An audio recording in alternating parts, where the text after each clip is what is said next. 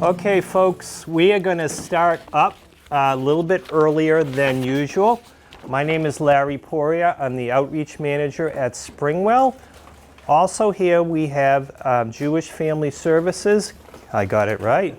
Gary Weiner and Diana O'Brien. And they will be talking about the Home Share Program. Those of you who know me know I can't stop talking. So my worry about this was how long was I going to do this for and completely hog up the time. So this is why we're starting 10 minutes earlier, okay? So my goal here today, my career, I have been doing human services a very, very, very long time. I'm as old as dirt when it comes to human services. I'm in my 33rd year of doing this. I absolutely love it. It has been my dream career for me. One of the things, and I've serviced probably thousands of older adults in all sorts of situations. I have seen it all. One thing that's always fascinated me, however, there are some people who do well. They're folks, everyone knows them. They're folks in their 80s and 90s. Nothing's slowing them down. They have very fulfilling lives. They're still engaged. They have community. They have friends. Yeah, they've lost a couple miles off their fastball cognitively, but they're still going, very, very strong.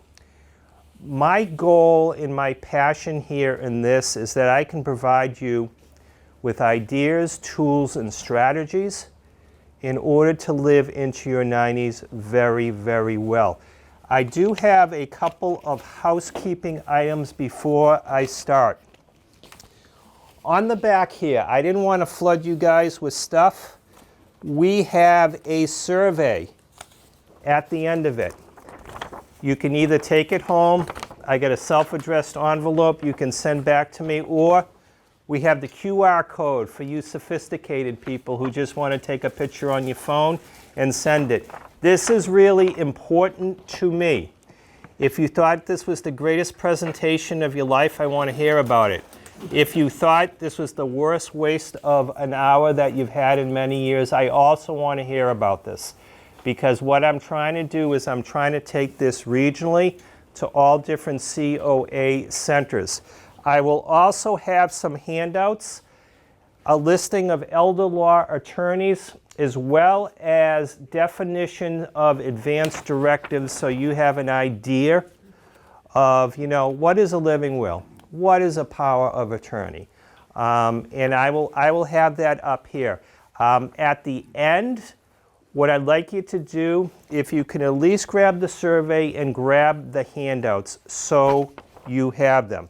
So as I mentioned, my career, seeing very successful people thrive. I'm laughing as I'm starting this presentation because a couple months ago I met a lady who was 98 years old. This is Belmont COA. And I was doing a Springwell overview presentation, okay? And she sat down with a bunch of other people and she said, "I'm just here to support you." I said, "Oh, okay." She goes, "I use Springwell services. I'm just here to tell other ones that they really need to get their act together and that they should get services if they want to stay in their home." So I did my presentation and I said, I got to talk to this lady. I sat down with her and I said, "By the way, how busy is your normal week?" She goes, "Hold on, honey, just a second." I thought she was going to get her pocketbook, get this old-fashioned planner. No, she gets out her cell phone. She gets on Outlook, and she says, "Yeah, I got 3 or 4 things this week." This lady was planning for the future. This lady was a success. I asked her, "What is your goals?" She looked at me and she goes, "I'm going to live to 104. I said, "Yeah, there's no doubt." There was not a trace. And I go, "Okay, this is good." She had plans. And again, in my time of doing this, I have found people that have plans for the future. tend to last longer in the community. So this was the first page of the handout. We are now going to the second page, planning for your future. Is everyone on the second page?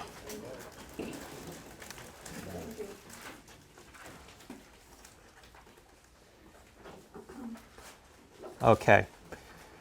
There are really four things I'm going to be talking about today. Planning for your future to me has four main components. Lifestyle habits, advanced directives, estate planning we will go through, housing options, where do you want to live? That is a very, very, very important question to ask, and you should have an answer. By the way, it's what you want, not what your kids want, okay? That is very important. Finally give you ideas on establishing a plan. Where should you start? So we're going to go to the next page. Always plan for longevity. People are living longer and healthier. I am a fan of spreadsheets and various charts. I looked up the National Institute of Health. Social Security actually has cohort life tables. And what I learned is at 70, an individual in excellent health, non-smoking, healthy, good weight, blood pressure, active, has a 54% chance to live to 90, okay? Now, first thing when I say this is a lot of people will say, it's all genetics. And my response is, did you know those who hit the magic 9-0, 70% is due to their lifestyle, 30% is genetics. However, once you hit 95, it's 70% genetics, 30% lifestyle. I'm chuckling as I'm doing this because my family lives, you're going to shoot us twice before you put us in the ground. I know I'm going to probably live well to 100, but the idea that the percentages, people living to age 90, how are they doing it? And most 70% of it is due to their lifestyle choices. So again, plan for longevity. I constantly see people at these things and saying, oh, I'm 81, I'm 82. And I'm like, are you in good health? Yeah. I said, plan on another 10 or 15. No, you're crazy. No, it happens, okay? It happens. I want people to be able to plan for the future.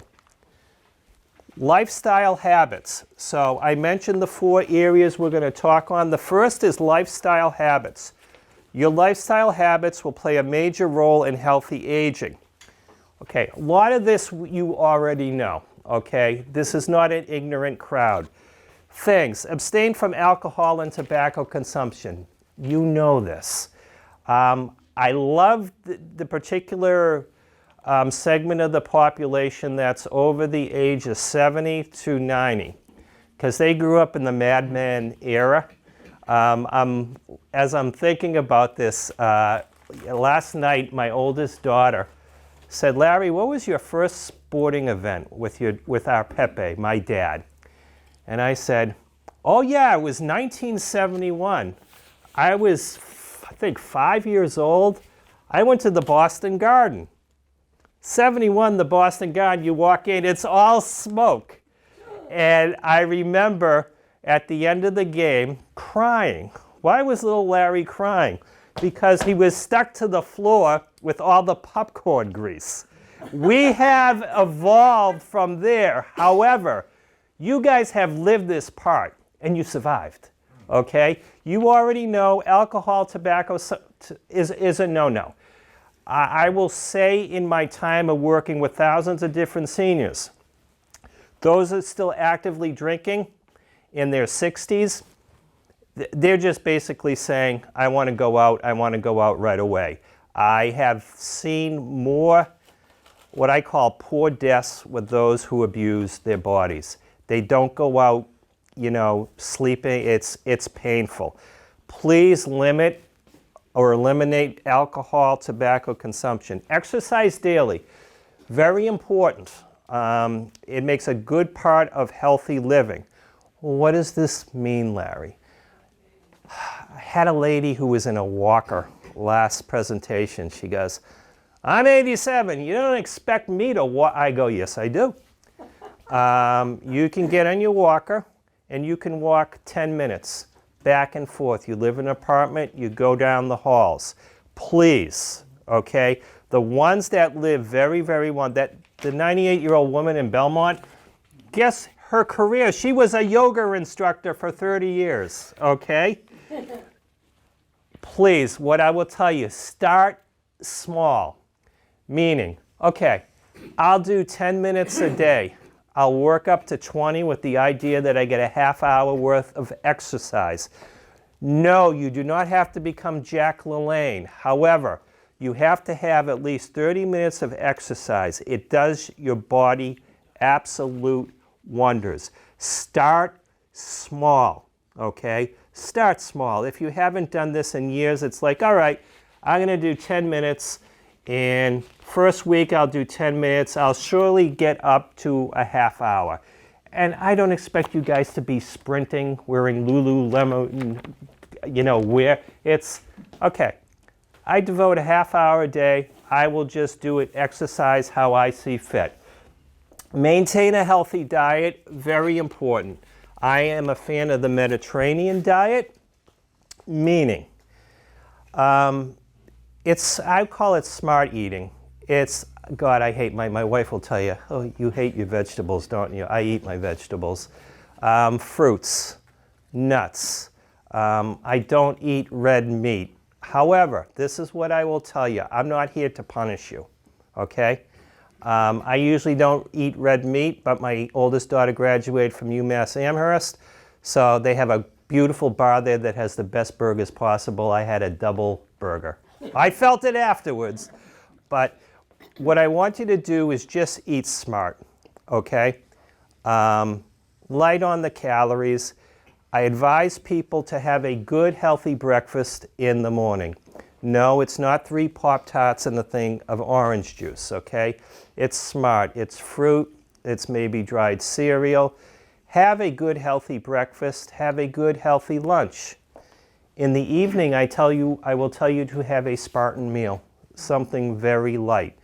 What's very important that I have found is that your body has at least 11, 12, if not 13 hours of downtime between meals. And when do you obviously do that? Between your dinner and your breakfast in the morning. For those of you who want to lose weight, that will do it. That will do it. If you try it, the first week you're going to be cursing my name, wish you never met me. But afterwards you will be able to do this and you will see the pounds drop on that. Again, 12 hours between meals, you do it between breakfast and to lunch. Have good sleep habits. As a former insomniac, I will tell you, have good sleep habits. What does this mean? This means going to bed at the same time every evening, getting up in the morning at the same time. That does not mean, okay, Monday through Friday I'll get up at 6 and then I'll go to bed at 9, but then on the weekend I'll go to bed at 1 a.m. and no. It screws up your circadian rhythm, okay? Have a time you go to bed every evening, stick to that, and a time in the morning that you get up. There's always a myth that older adults somehow don't need a lot of sleep. That's not true. You want to at least get 8 hours of sleep. It is very important. It's healing your body, the sleep. It's also healing your brain. You want to develop good sleep habits. It is probably the #1 problem in this country. People tend to be on folks in their 30s or 40s, 50s. We have an epidemic with folks over the age of 70 with sleeping difficulties. Manage stress. This is a huge one. Managing their stress. I have found the folks that are successful at living have been able to manage stress. They do not let things bother them as they get older. I have yet to meet someone in their 90s who was a raving lunatic where everything set them off. I haven't seen it. They usually die in their 80s. I say this in that they manage their stress well. They know what their trigger points is. They have a way of dealing with it. They don't sweat the small stuff anymore. Absolutely don't sweat the small stuff. They're also positive thinkers in terms of life and relationships with others. The ones I call really successful are those. They're positive thinkers. And I'm going to share with you just a couple things that might actually sound controversial. I call these magic people because when I learn about them and about their lives, some absolutely horrid things have happened to them. Horrid. Where I would say, I'd be angry for the rest of my life. And they in turn say no. They're like, I forgive, I don't forget, I let it go. They have found the ability to forgive. Doesn't mean they don't forget, but they've learned to forgive it. They've learned to let it go. And there's nothing sadder to me in my time of doing this, of seeing people in their 70s, in their 80s, still angry about something that happened 40 or 50 years ago. You can't change it, but it's still in your mind, and you're still reliving it. It increases stress, anxiety, and I see older adults living, really tough lives because they haven't been able to let go of something that has happened a long time ago. Forgive and forget, I see this a lot. They're also socially active. I've yet to meet a person in their 90s who's doing well that just sits in their, on their lounge chair watching The View and eating Doritos, okay? Doesn't happen, okay? They have active social lives, meaning they might not drive, but they know someone who does. They get out and they enjoy life. So that is the first sign, lifestyle habits. The second part, which will be the next page, it will be page number 5. Okay. Sorry, again, I go a mile a minute. Yes? Before you move on, Yep. you guys with stress and all that Yep. stuff, I think it's epidemic with seniors wanting to go and gamble. I see them with lottery That's a tickets huge one. and everything else, and I would think that would be a stressful thing. I mean, that's the biggest thing for them, traveling to Foxwoods and stuff like that. I've seen a lot of people just ruin their lives because of that. Before I did this, I worked running money management and a rep payee program. That happens a lot. The thing is, what is the trigger? What is causing this? A lot of it is loneliness. A lot of it is loneliness. And it's an addictive behavior. No, I agree with you on that. Absolutely. I next want to go through advanced directives. People who are successful that I have found, they have done their advanced directives in advance, as well as their estate planning.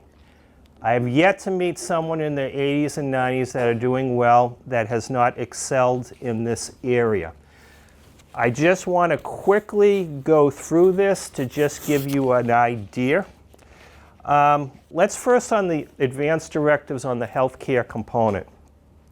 Living will, a written statement detailing a person's desire regarding their medical treatment, in which they are no longer able to express their informed consent. Did you know the state of Massachusetts is only one of 2 states that does not recognize a living will? Oh, is that right? Yes. However, what I'm going to tell you is do it anyway. All this means is that you cannot hold medical professionals liable for it. In my time of doing this, you need to have a living will, and we're going to talk about why. Can I ask you a question on the living will? Yep. How often should you update it? I would update it usually, depending, I like to do it every 2 to 3 years if need be, if you need to change it, okay? That is very, very important. I'm going to tie that in, because that's a great question, with the healthcare proxy, which is next. You all have your healthcare proxies. I know that. You know what it is. You know, legal document, you name a trusted person to make medical decisions for you if you become unable to communicate. Healthcare proxy. Things I have seen that I did not want to see. I get a call from Happy Valley Nursing Home, and my consumer Edna's in there. Edna's 92, and Edna has a healthcare proxy, but she did this healthcare proxy in 1998. And when the nursing home is calling the healthcare proxy up because decisions have to be made, the healthcare proxy says, well, I'm 90 years old, I don't want to do it. And I've seen this happen, okay? Healthcare proxies need to be updated and looked at, okay? Couple quick things. Number one, and this is to help you. Your PCP, your health plan provider, whoever it might be, Tufts, Blue Cross, Blue Shield, your local hospital should have copies of both your living will and healthcare proxy on file. I believe in Murphy's Law in this field, okay? You just do it. You might never, ever need it, but all three should have those copies on file. In terms of the healthcare proxy, please check in with your healthcare proxy every 1 or 2 years. Remind them. They might hate you for doing that, but remind them. You want to make sure when your health hits the fan, you have a healthcare proxy that is following your wishes and is able to do the job competently, okay? So if you have a healthcare proxy that's 10 or 15 years old, look it over again. Make sure your healthcare proxy, can they still do the job you have designated for them? That is important. Next, we're going to go through estate planning, and we're going to go through a number. So, you know what I also want to do here with living will and healthcare proxy. Let me quickly, and guys, I apologize on it because I don't see it on the, with advanced directives, there is a website called Honoring Choices Massachusetts. Honoring Choices Massachusetts. And I'm sorry, I thought it was on there. Just Google Honoring Choices Massachusetts. It's through the Commonwealth. If you want templates on a living will and on a healthcare proxy, I have used them, okay? It's free. It gives you, again, it's Honoring Choices Massachusetts, that they will able to give you templates on that, okay? For those of you who says, I haven't done this in years, where do I go to? You do not need a lawyer, okay? You don't need a lawyer to do this stuff at all. Next is estate planning. So we've done the advanced directives. Next is estate planning. I throw power of attorney in the estate planning side. Everyone here has a POA. That's, that is just standard legal document where one person grants another person the authority to make decisions and act on their behalf in financial, legal, or medical matters. Okay. POAs are actually complicated, and most people don't think they are, okay? Because there are different types of POAs out there. There's the durable. I think everyone has about a durable power of attorney, where usually the power of attorney, the agent can act if the person is incapacitated. There are other types of power of attorneys. They're general power of attorneys where the POA has complete control over a lot of different issues, financial, legal. That's very broad-based. You have a springing power of attorney that happens where something has to trigger it, like I'm incapacitated, springing power of attorney. I've also seen specific power of I'm not trying to confuse you guys. Specific power of attorneys, where the POA is in charge of doing just one or two things. I just had a person that used a specific power of attorney to sell their house. I've never seen that before. The reason I bring this up is I don't think POA is a simple document anymore. The old days are over. If you have a situation where you have a complex financial situation, okay, or you know that when you become incapacitated, the natives are going to get restless in your house. And I've seen this happen where 4 of your kids are going to be they're going to work for the best, but the 5th kid, he's going to go after the POA, okay?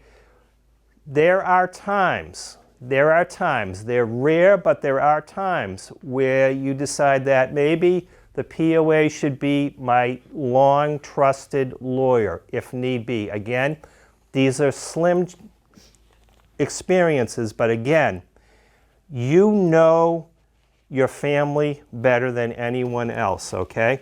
Choose your POA wisely. Just like I said with the health care proxy, choose them wisely. It should be a person of honesty and integrity, that they know exactly what you want and they will act appropriately, okay? Choose them wisely. A POA for my dad. My dad died of Alzheimer's. It was hell.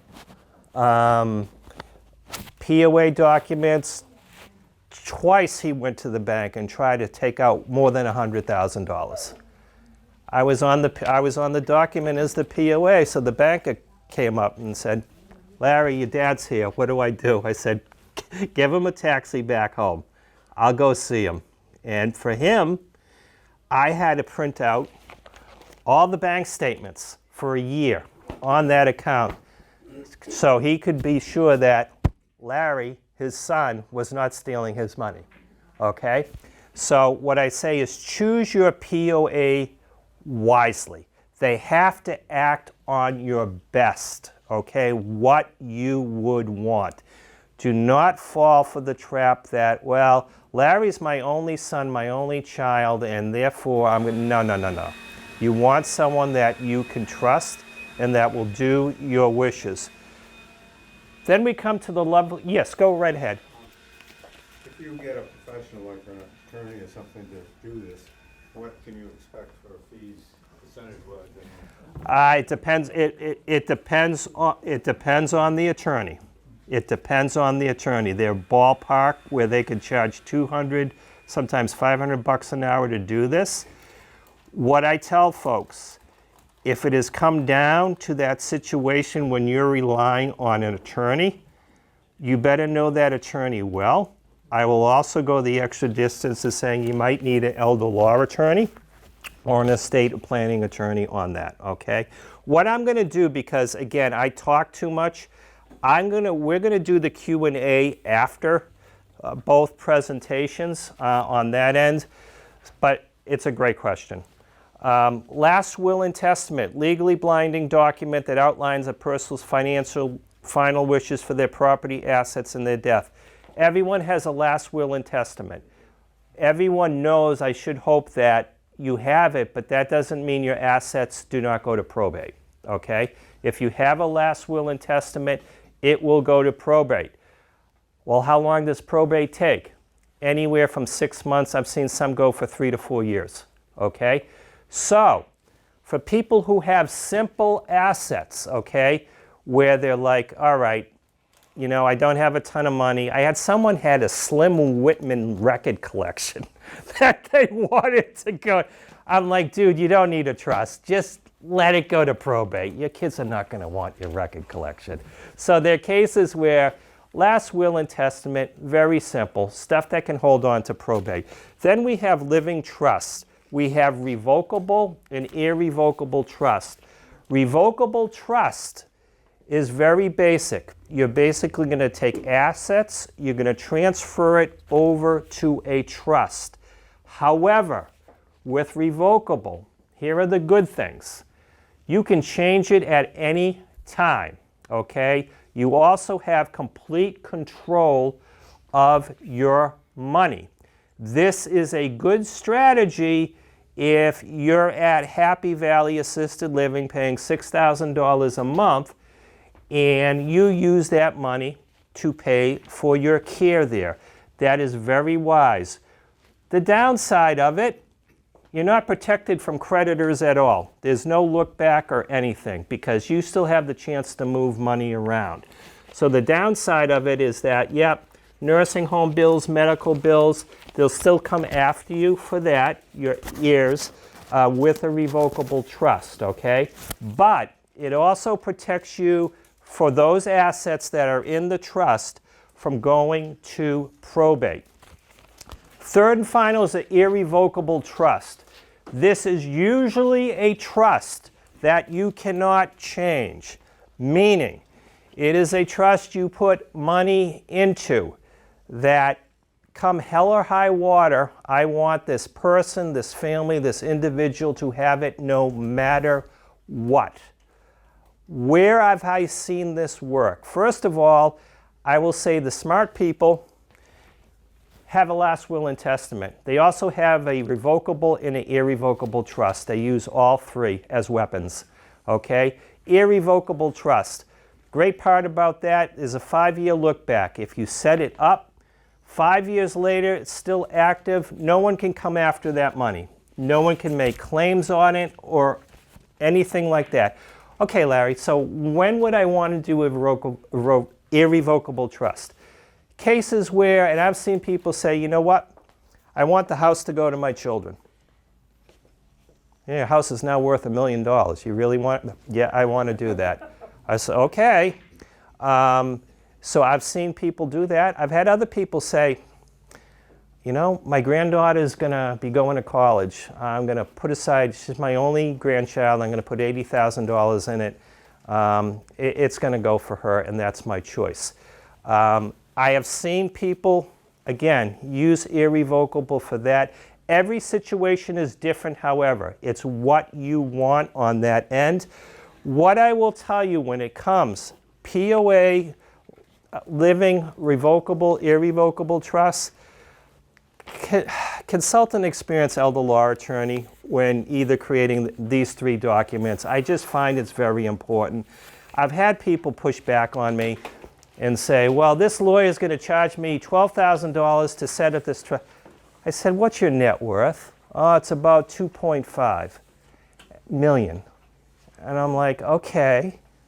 And I'm like, so you're having a professional, they have great reviews, they're elder law and estate planner, and you're quibbling about the price when it's less than 1% of your total net worth. You want to get this right, okay? You want to go to someone who's going to weigh out the pros and cons to you. There are elder law attorneys, estate attorneys out there that will say, hey, what Larry told you isn't exactly true on a revocable trust. There are ways to get around it, and there are, but I'm not a lawyer. So what I tell people to do is when you get to this stage, you want an experienced elder law estate planning attorney, or you have an attorney you've worked with for years that knows these topics inside and out. That was the second component. The third component is where you want to live. Very, very crucial. This is the most important decision you will make. It is your decision. People that I have seen fail are folks who have never made that decision. Where do they want to live? I see this mostly in people who bought their homes in 76 and 80 and basically have done no planning at all and just sit there like a sack of potatoes. Big mistake. They have not planned, okay? We're going to go over 3 types of housing that I have seen. We're going to go over private home, assisted living, and continuing care retirement community. And let me just get here. And thank you for your patience with me. Okay. So these are the three areas. The first is the private home. I am a huge fan of people living and dying at home. It's what I live for, okay? People being able to say, you know what, this is my house, this is my home. I've lived here 50 plus years. You're going to take me out in a body bag. Actually, me and my wife, that's our thing. We bought our first house 14 years ago. My wife has severe rheumatoid arthritis. We've told our kids, no, you're going to take us out both on body bags. It's our live and die house. It is our choice as what we want to do. I'm seeing more and more seniors just saying, I ain't going to pay that price for assisted living. Continuing care, they want $1 million for me to, this is the enrollment fee. What a waste. I want to live and die in my house. What I will tell you is if you go to this route, you have to plan. You have to find what services am I going to need to be able to reach my goal of living safely and successfully at home. You'll have to hire personal care. You'll need it in the future. Maybe a homemaker, maybe laundry, transportation services, Meals on Wheels. The biggest mistake I see of people saying, you know what, I'm 85, I was in the Marine Corps, I'm as tough as nails, and when I'm 90, I'm not going to be this wimpy old guy in a Depends diaper. That was my dad, okay? Ain't going to happen to me. It happened to him, okay? If you're smart, you say, this is my goal, and I will probably need these services in the future. I am going to research them now and find out that these are the services that are available to me. Always go to your local COA. You have one of the best here, where someone like Cynthia can say, okay, these are the private home care in the town. These are the services that are local. Gather the information now. I can't emphasize this enough. Next is assisted living. Oh, these are popping up everywhere, aren't they? There's one every week. I get invited to these things, though they usually kick me out after about the first 15 minutes. It's amazing. You go in there, the dining room is usually like the Taj Mahal. And the sales director is usually this nice, friendly person that, my parents did assisted living. They went through the whole process. This is what I'm going to tell you. It is a wonderful service for those who can afford it. However, if you want to go the assisted living route, do not go to the first one and say, I'm going to put down a deposit. No. Go to 4 to 5 different ones. This is the question I want you to have in the back of your mind. I don't care if the Pleasant Valley Assisted Living serves my favorite food, which is shrimp scampi, every Friday. No. What I'm going to do is I'm going to talk to the sales director and say, okay, what are the costs of the housing, the daily meals, personal care, transportation, med management? I'm going to need them someday. Yes, I'm coming in right now. I can still drive, but in 5 years, I'm going to probably need someone to help me shower and bathe. What is the cost of these plans? What will it cost me? Assisted living does not provide skilled medical care. Yes, the hard way. They do not, okay? So, what you need to do is if you go the assisted living route, you need to ask the question, can I hire my own skilled care medical person to come in and provide me care? Some will allow you to do that. What I will also tell you with assisted living, besides finding out the cost of these services, at least 5 to 7 years, crunch the numbers. I'm making you depressed, I know, and telling you to do this. I don't want to see people fleeced.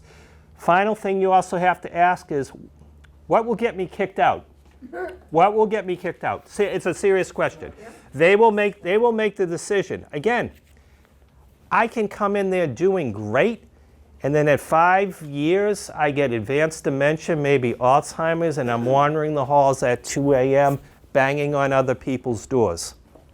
That might get me kicked out. You have to say, okay, who makes the decision that I can no longer live here and go to a continuing care retirement community or a nursing home? Important to know. Again, do not provide medical or skilled nursing care. That is a mistake. People just automatically assume it happens. It does not. Continuum care retirement communities. These are the Taj Mahals. They offer everything under the sun. They will give you independent living, dependent living, which I call assisted living, and then the nursing home component. These are very, very, very, very expensive. Look how many veries I said, okay? Some of them have tremendous down payments. Someone mentioned they calls them the house. He goes, basically they want my house for membership to get in there. You know, like $800,000. Well, then the house I bought in Natick in '77 is now worth it. I have to trade that in order for me to go in there. Okay. They're very. My parents did the continuum care, and they went to a wonderful, wonderful facility that I can't say enough of.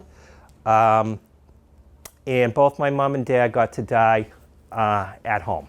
I was able to see both my dad and my mom pass away. 10 years ago, it still hurts, but it was like, it could not have gone any better because my dad went in there healthy. 6 years later, he was slugging people left and right. Corporate executive, completely because of Alzheimer's. He was not my dad anymore. But we got the ability for them to live and die in a setting that they wanted. When you go and you have the money from continuum care retirement communities, kick the tires. Meaning, what does the dementia care unit look like? Can I see it? What are the stages of care that you provide? Here's a good one.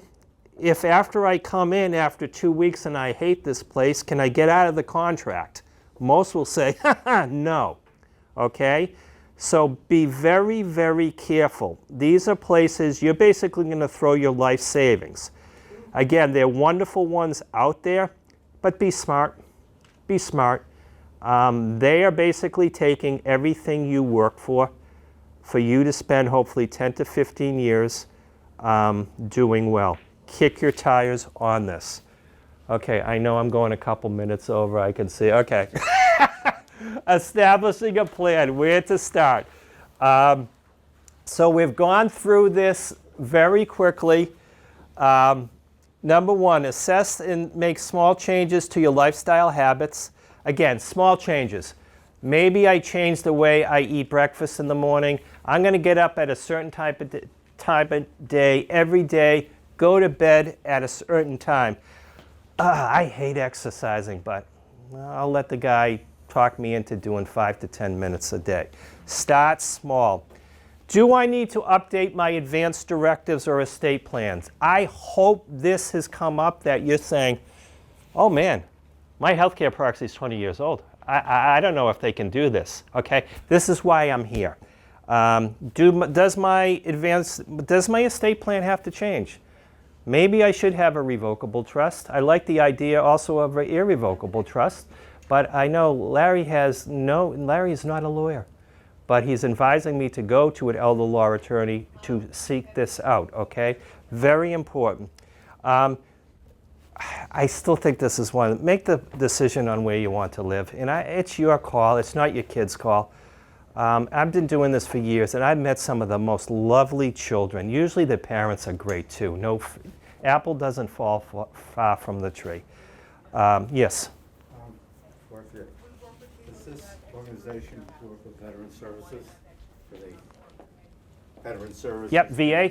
Yeah, can they coordinate? Yes, they can. Yes, they can. If you are a vet, you should be working with the VA. Absolutely. Find out what the VA is able to provide you before you do anything, okay? If you're a vet, it might be a total waste of your time, I have seen other instances where I've had Vietnam vets who are combat vets get everything under the sun in terms of care, meaning they could live and die at home based on what the services the VA is going to be able to provide them. That is an excellent question. All initial data gathering starts locally.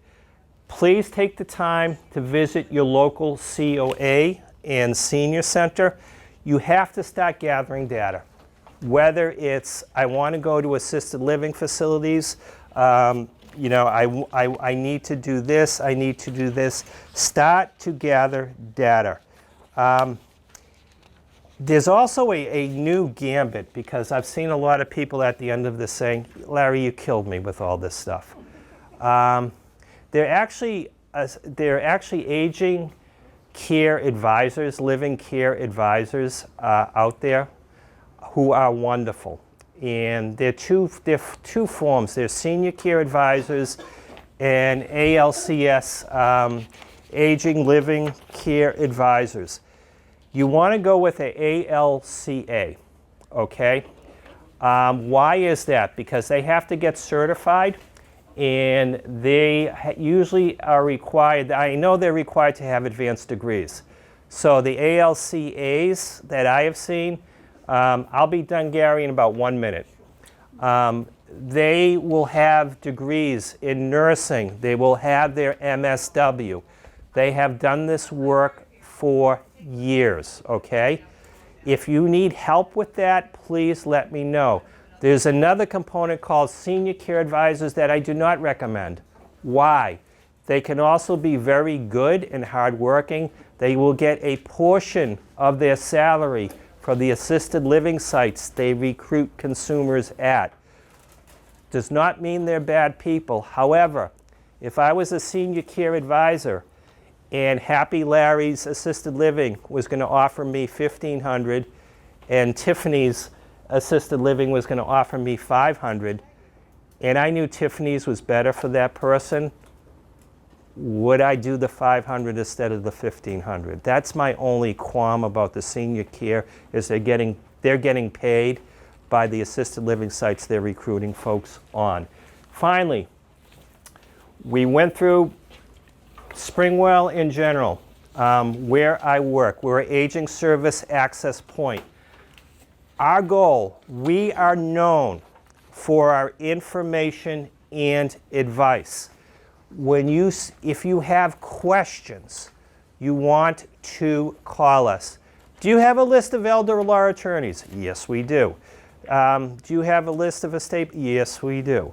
Do you have a listing of aging care associates? Yes, we do. I want people to call us up, because when you start the plan, you're going to have a ton of questions. We will be here to be able to answer those questions for you. Finally, and again, I will apologize specifically to this group, because this was my fear that I'd go over the hour. Email, phone number. If you want my business card afterwards, please see me, okay, because I rushed the ending a little bit too much. Okay, now I'm going to pass this on to Diana, and she will go, guys, thank you.